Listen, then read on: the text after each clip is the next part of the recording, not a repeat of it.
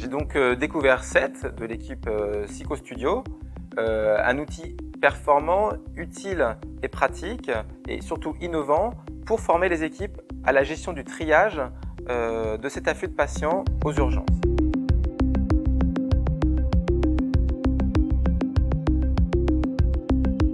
Et enseigner ce triage n'est pas simple.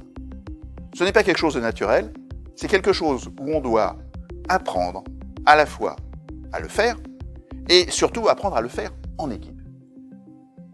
C'est là où créer quelque chose qui ressemble à un jeu, mais qui est en fait un outil de formation, devient une idée particulièrement intéressante et surtout une idée simple pour des médecins qui veulent avant tout travailler ensemble dans un service avec les mêmes principes.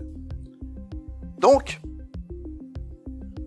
un outil qui a l'apparence d'un jeu et qui est une formation professionnelle devient quelque chose de vraiment intéressant et simple à prendre en charge.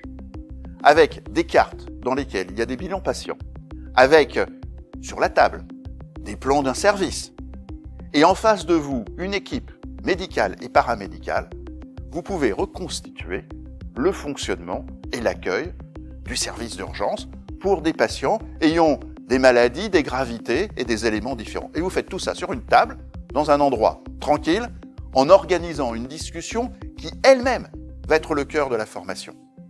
C'est l'outil qui va générer le fonctionnement de l'équipe. SET, c'est une histoire franco-japonaise.